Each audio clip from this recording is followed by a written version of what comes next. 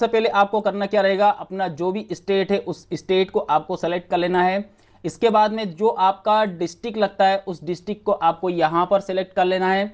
अब इसके बाद में यहाँ पर आप लोगों को काफ़ी समस्या आ रही थी, लास्ट वीडियो पे काफ़ी कमेंट भी थे, तो यहाँ पर आपको बताना चाहूँगा मैं कि आपका जो नाम है, नाम को लेकर के काफ़ी लोगों को समस्या आ रही थी कि सर यहाँ पर हमारा जो फर्स्ट नेम है वही है, इसके बाद लास्ट नेम कुछ नहीं आता है, तो हम इसमें क्या करें। तो यहाँ पर आपका फर्स्ट नेम आपको लिख देना है, और यहाँ पर अगर कुछ नहीं है तो आप यहाँ पर NA इस प्रकार से आपको लिखना रहेगा। NA आपको लिखना, NA का मतलब होता है नॉट एप्लीकेबल, ठीक है। इसके बाद में यहाँ पर देखेंगे फादर नेम आपको यहाँ पर इंटर करना रहेगा। जेंडर जो भी आपका है उसे आपको यहाँ पर सेलेक्ट करना होगा। इसमें मेल और फीमेल दोनों कैंडिडेट अप्लाई कर सकते हैं, किसी प्रकार की कोई समस्या नहीं है। अब बात करते हैं यहाँ पर आपकी डेट ऑफ बर्थ, आपको यहाँ पर सब्जेक्ट है जिससे भी आपने पास आउट किया है वो आपको यहाँ पर लिखना रहेगा। देखिए यहाँ पर हम बात कर रहे हैं ईयर ऑफ पासिंग की, तो ईयर ऑफ पासिंग में 2000, तो स्कोर आपको यहाँ पर डाल देना है। परसेंट मार्कशीट के अकॉर्डिंग 12th की जानकारी के अकॉर्डिंग आप फॉर्म भर रहे हैं, फिल कर रहे हैं, तो आपके यहाँ पर 12th की मार्कशीट अपलोड होगी।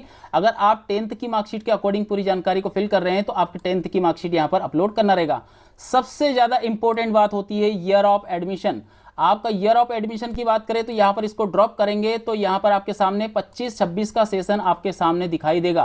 देखिए 25-26 में जिन्होंने फर्स्ट ईयर में जो एडमिशन लिया है वही कैंडिडेट यहाँ पर अप्लाई कर सकते हैं, और दूसरे कैंडिडेट जिनका सेकेंड ईयर फाइनल ईयर है वो यहाँ पर अप्लाई नहीं कर सकते, क्योंकि यहाँ पर सेशन आपका 25 और 26 का होना चाहिए, और उससे संबंधित यहाँ पर आपको प्रूफ भी देना होगा। प्रूफ यहाँ पर क्या लगेगा, अपलोड प्रूफ ऑफ एडमिशन। तो आपने एडमिशन लिया, उसका आपके पास एडमिशन की स्लिप होनी चाहिए, वो स्लिप आपको यहाँ पर अपलोड करना होगा। अब एक और जानकारी आपको समझ लेना है, यहाँ पर थोड़ा सा नीचे आएंगे तो इसमें दिया गया कि क्या आपने इससे पहले LIC स्कॉलरशिप को लिया है, या आपने कोई फैमिली मेंबर हो या फिर आपके घर के कोई सदस्य हो, उन्होंने अगर स्कॉलरशिप LIC का अगर कोई भी लाभ लिया है तो आपको यहाँ पर यस करना होगा। अगर यस करते हैं, जैसे हम यहाँ पर इसे यस करते हैं, तो यस करने के बाद में आपके सामने उसकी पूरी जानकारी भी फिलअप करना रहेगा। अगर आप नो करते हैं तो आपसे कुछ नहीं पूछा जाएगा।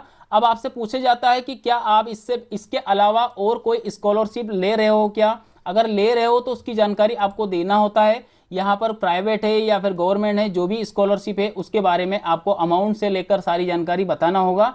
और अगर ऐसा कुछ नहीं है तो आप इसे नो कर दीजिएगा, कोई प्रॉब्लम नहीं। इसके बाद में यहाँ पर देखेंगे आपकी जो बैंक की डिटेल है, बैंक की डिटेल में आपका यहाँ पर IFSC कोड इंटर कर देना है। जैसे आप IFSC कोड डालते हैं तो ये तमाम पूरी जानकारियां आ जाती है। अब इसके बाद में यहाँ पर आपका जो अकाउंट नंबर है, अकाउंट नंबर आपको मैन्युअली टाइप करना रहता है। आपके आधार कार्ड का जो लास्ट 4 डिजिट रहते हैं वो आपको यहाँ पर टाइप करना रहेगा। जैसे हम यहाँ पर टाइप करके आगे बढ़ाते हैं तो यहाँ पर डिक्लेरेशन रहता है, ये 4 ऑप्शन के ऊपर आपको टिक मार्क लगाना रहेगा। इसके बाद में आपको सबमिट कर देना है। देखिए यहाँ पर गोल्डन जुबली के जो स्कॉलरशिप फॉर्म है वो सक्सेसफुली रजिस्ट्रेशन कंप्लीट हो चुका है। कभी कभी आप लोगों के पास ऐसा होता है कि आप यहाँ पर प्लीज वेट का एक ऑप्शन रहता है, यहाँ पर कभी कभी वो काफ़ी समय तक चलता रहता है। जब तक वो चले तब तक कुछ करना नहीं है, ऑटोमेटिकली यहाँ से आगे बढ़ जाएगा और सक्सेसफुली आपका रजिस्ट्रेशन हो जाएगा।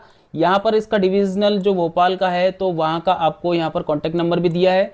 अगर आपको कोई इशू हो तो आप यहाँ पर फ़ोन लगा सकते हो।